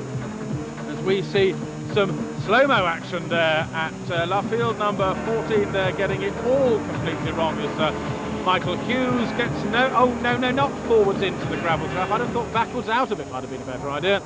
Back with the leaders, first, second, third and fourth, much as they have been. Fourth place might pick up, just holding off the challenge from Stephen Wallace, with early leader Chambers in third place. This man in second place, Hugh Price, behind Mike Jordan, running very, very wide again on the run out towards Woodcote and the start-finish line, but managing to sustain his lead without too much difficulty. Close racing right the way down the field in these Porsche Club Championships. Very enthusiastic members club, the Porsche Club of Great Britain, and they've produced some superb racing in the few years it is since they started these championships. Challenged by John Fletcher there to Mike Clapham, and Clapham not only has Fletcher passing him, but at least one, if not 2 other 911s as well, as we go back in car with race leader Mike Jordan, concentrating on getting his lines right, down through the gears, a little bit of opposite to correct the sliding rear-engined, rear-wheel drive 911. nice 10-2 position Mike adopts. He'd be a fine example to any learner's school. Runs a bit wide once again. Seeing it in car, we can see just how wide he is coming on the right-hander there, approaching the start-finish line, but it's not, doesn't seem to be costing him too much time. More trouble there among the tail enders. That's Andrew Hannington in his 944. Can he hold on without going into the gravel trap? Yes, he does. He will, I'm certain, therefore be able to continue. Race leader Mike Jordan hard on the brakes for Beckett's. Not very much in it still. Hugh Price, I'd say, about 4 or 5 lengths behind. These two pulling steadily away from third place, number 7, Pete Chambers, who's a rather lonely fellow at the moment. Fourth is still Mike Pickup with Steve Wallace behind him. I must say, Hugh Price always seems to close up quite a bit at the end of the straight. I wonder whether he's got a little bit more straight line speed than Mike Jordan. Certainly Jordan not getting away, still only, we're talking about the gap between these two in lengths of Porsche 911s. It's up to about 4 lengths now. Three-wheel hopping across the curve there, Mike Jordan. Across the start-finish line once again. There is the Class B tussle there between John Bussell and John Collins. Bussell in number 50, passing Collins number 77. That's good for Bussell. It moves him up to second place in the class, but he's still got another few seconds to go before he gets up to the class leader, Paul Edwards. We're back with the Class A and overall race leader, Mike Jordan, still having to fight every inch of the way to maintain his advantage over the man who started in pole position, Hugh Price. Off again goes Andrew Hannington. That's his second little spinach of the race. Gathers it all back together again once again and continues, hopefully not for a third. And he continues almost directly in front of Mike Jordan. We will be lapping the 944 of Andrew Hannington as we come down the straight under the Foster's Bridge. Not a problem at all for Mike Jordan. Hannington, seeing Jordan coming up behind him, pulls over well out of the way. Good, sensible driving that to keep him out of trouble. 99 there, that's the Class B leader, Paul Edwards. He was a couple of seconds quicker in qualifying than Bussell, and he's managing to maintain that advantage in the race too. On to the final lap then goes Mike Jordan in the Equity and Law 911, and if he can hold on for another 1¼ miles or so of the national circuit here at Silverstone, this should clinch the Porsche Club GB title for him, but he's got a few more corners to go yet, and Hugh Price, as he has been throughout this race, is Mike Jordan's eternal shadow. Through Maggots into the tight right-hander at Beckett. Price, if anything, just a little bit closer there. They've got 1 or 2 tail-enders. Price bouncing over the curves. They've got 1 or 2 tail-enders ahead of them. That might have some sort of effect on the outcome, but I'm certain that both Jordan and Price are well capable of making sure that the back markers don't have any disturbing effect on their lead battle. So Price looking rather, indeed, that 924, hard on the brakes to let the pair of them pass. So Jordan and Hugh Price coming through the last 3 corners of the Silverstone National Circuit. It looks very much now as though Mike Jordan is on his way not only to race victory in the penultimate round of the Frank Shorter Pirelli Porsche Club GB Series, but also a class title. There's the checkered flag then. Jordan wins. Hugh Price is second, and judging by the excited waving of his hand, Jordan knows what he's done. Price then second in the confirmation of the results. Chambers third, John Robertson fourth, Mike Pickup finishes fifth, and Hugh Ball-Jones sixth. Well, you won the race and you won the championship. Yeah, there was a lot riding on today. I think Hugh had got a bit more pressure on him than us because he needed to win today and at Donington, whereas we just had to finish either second to him both times or win one of them. So it was a little bit easier for us, but he tried very, very hard. He was very spectacular in my mirror, but every time he seemed to catch me up, he made a little mistake and dropped back again. So all came good for us in the end. So there in print, Mike Jordan's class and championship advantage, and John Bussell, despite finishing second, still well ahead in Class B. For the last race of the year, competitors in the Frank Shorter Porsche Supercup return to the Grand Prix circuit at Donington Park. It's still all to be settled. In Class A, Brian Robinson leads with 118 points to Tony Dron's 111, with Ross Hyatt third on 71. In Class B, David Warnock has 121, Vic Ferguson 96, and Keith Norman 75. For Brian Robinson, it's a big day. Yes, I don't think there's any chance of catching Bob and flying around here with the turbo, and Craig, but I mean, they didn't have their own race. As you say, it's only Tony that we're interested in today. So your aim, obviously, to finish ahead of Tony Dron? Yeah, that'll do very nicely. Bob Berridge and Craig Simmis will be starting from the front row of the grid, but the important battle is that between Brian Robinson and Tony Dron. Classic journalist Dron drives the AFN Carrera 2, number 8. Very, very tight indeed. The one thing in our favour, I suppose, is that we've won both the previous rounds on this circuit this year, but we're under the lap record which we hold in this car, and we're fourth on the grid. So it's a very exciting prospect for this afternoon. Indeed it is. Less than 2/10 in fact separated Brian Robinson and Tony Dron. Here taking up pole position with what looks like water pouring out of the front there is Bob Berridge, and number 7 Craig Simmis lines up alongside him on the outside of row 1 in number 10. Bit of a tension there on Berridge's car to find out just where that little dribble of water is coming from. Inside of row 2 Brian Robinson, outside of that row Tony Dron. So the second row of the grid, the key men in the class battle for Class A. Berridge and Simmis row 1, Robinson and Dron row 2, David Warnock, the Class B leader, on the inside of row 3 alongside Ian Lawton. Lights are red, and as they flash to green, super view from the rear of the grid here at Donington Park, and we can see Tony Dron making a cracking start. We go in car with Brian Robinson in 4th or 5th place or so as we go up to red gate for the first time. That's Ian Lawton to our left. We certainly get past him. Tony Dron directly ahead of us. Now that's the wrong way round if your name's Brian Robinson, but it's the right way round if your name's Tony Dron. Downhill through the Craner curves. Very quick part of the track. Race leader though into the old hairpin for the first time is Craig Simmis from the outside of the front row. Berridge in second place, then Dron and Robinson.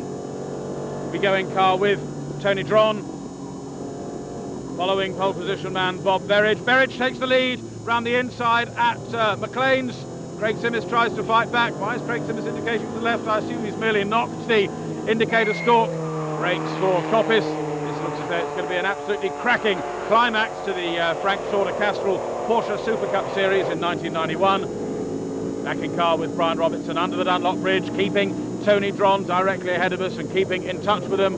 Dron brakes, we brake down through the gearbox. Remember, this is the Grand Prix circuit, so we go left and right through the S's onto the half-mile Grand Prix loop. Takes a total of 2.5 miles of the Grand Prix track here. Tonsegru there, number 27, we've just got a glimpse of at the tail end of the field. Through the Melbourne hairpin. Oh dear, you see just how hard Tony has to work to make sure that his rear engine 911's keeping the right sort of line. There, number 4 is Brian Robinson, the man we need to be watching very carefully, certainly in context of where he is in comparison with Tony Dron. He's still tucked right in behind him. That was Ian Lawton, number 11 behind. This is the lead battle though. Front engine 944, rear engine 911, and Craig Simmis in the second of those two cars, not letting up one jot, giving Bob Berridge an immense amount of pressure. 55 there, David Warnock, the leader of Class B in this championship. As we go in car for the first time with Barry Williams, you can tell which one he is. He's the one who's written his girlfriend's name on the dashboard. She's not his sponsor as well. We're using rather a lot of road there, Barry. It's meant to stay on the black bit in the middle. Barry started from the back of the grid, not a regular in this championship, driving Mike Burt's car as a one-off in this final round. Remember, Barry, we saw throughout the series last year. Those of you who watched the coverage last year will remember him sitting in the gravel traps at Zandvoort quite a lot. Well, Barry is going to have to carve his way through a lot of cars if he's going to get anywhere near into contention for a race win here. And you see the traffic directly ahead of him. Some of the Class B cars there. It's Vic Ferguson's directly ahead of him, the man who's currently lying second in Class B. Barry's got a real job to do. Through the right-hander at Coppice they go. There, number 6 is Barry Williams in the yellow and white 911. We get past Vic Ferguson, then we are now braking for the S's. Did we get past Vic Ferguson? I said that rather confident. Yes, we did, in fact.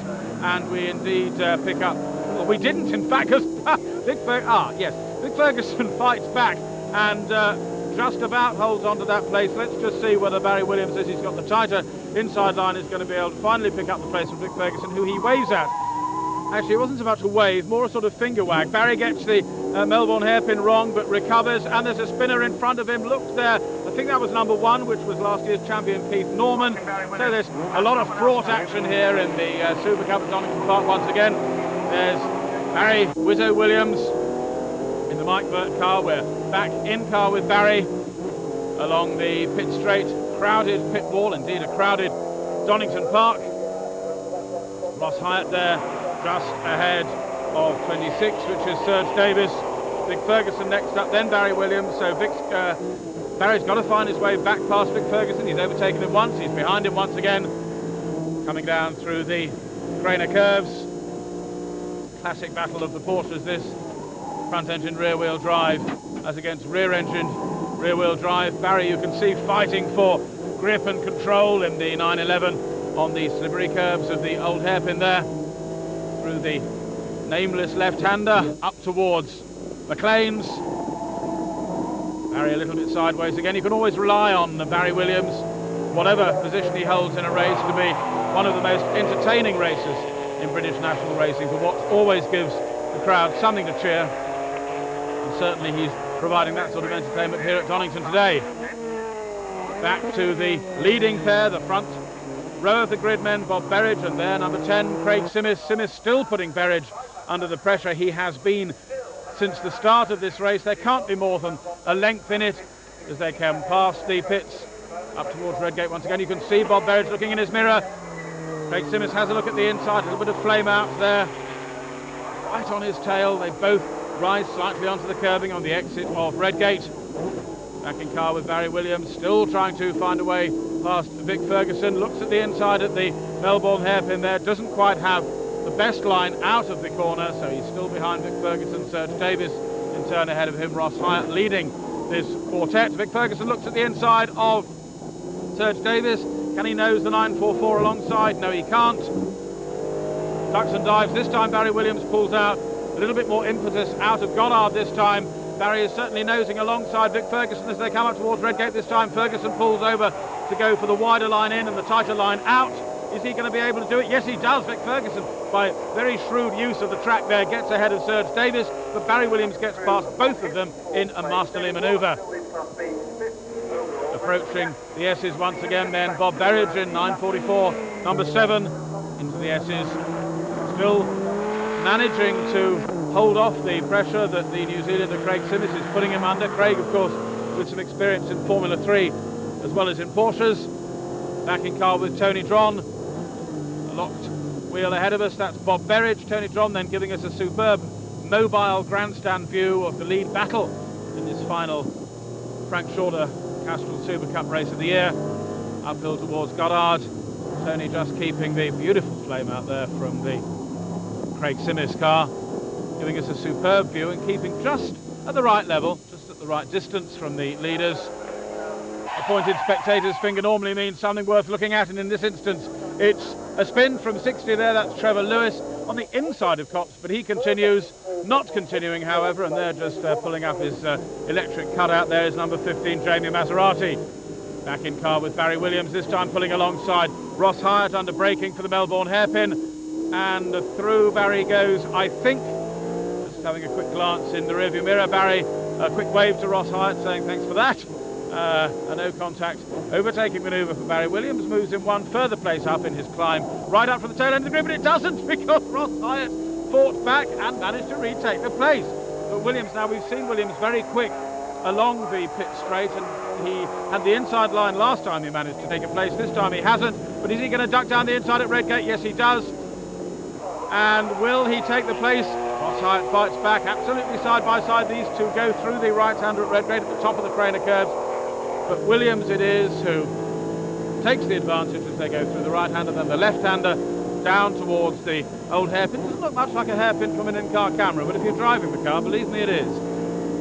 Williams then finds his way past Hyatt as we go back to the right-hander at Redgate and see there 27, which is Tom Segru, started on the back row of the grid. I don't think he's going to go any further. No, that 944 is digging in.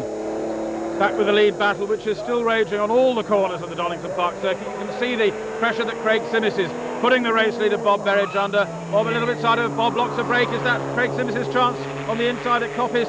No, it isn't. There's absolutely nothing in it between these two. Bob Berridge, a very accomplished Porsche driver indeed. Craig Simmons, not quite so experienced as Bob in Porsches, but Bob really pushing hard here. Craig Simmons has given Berridge absolutely no chance to relax at any stage in this race. So there was a slight bit of contact there as they came out of the S's, but Berridge it is who still leads.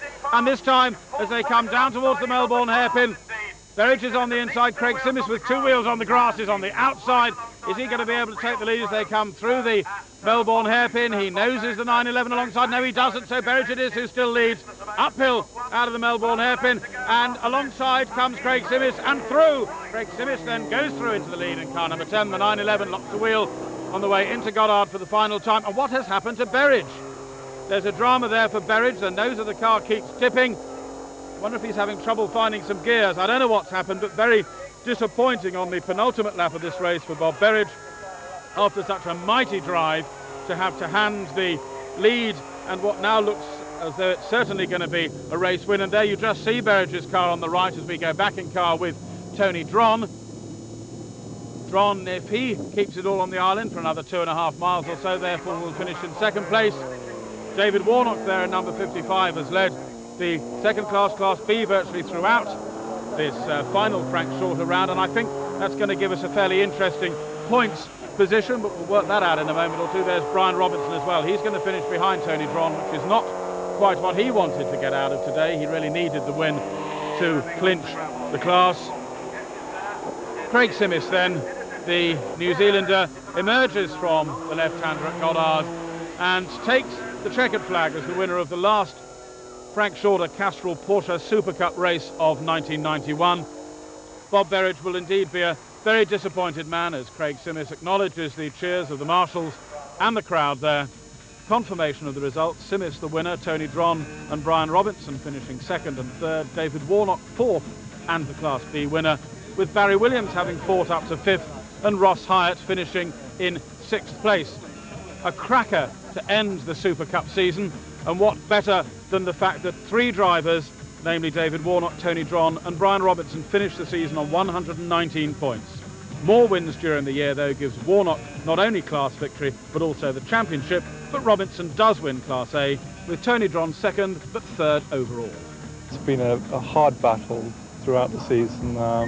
Obviously the Class A battle may have been a bit harder than we've experienced in B's, but I'm very, very delighted to have clinched it, I think, on the final day. Yes. Due reward for the hard work that BIM motorsport organisations put in? Yes, we've taken the season very seriously indeed. We've done a lot of testing this year, made sure the cars have been set up correctly, and as you say, it's due reward for all the pit crew and everyone to have achieved this on the final day. Peter, we've seen this new Porsche series this year, and it's been tremendously successful, hasn't it? Certainly successful from a competition point of view, very successful from a spectacle point of view too, I think. Very close racing. Economic times have been tough, but there are plenty of Porsche racers still out there driving their machines around too.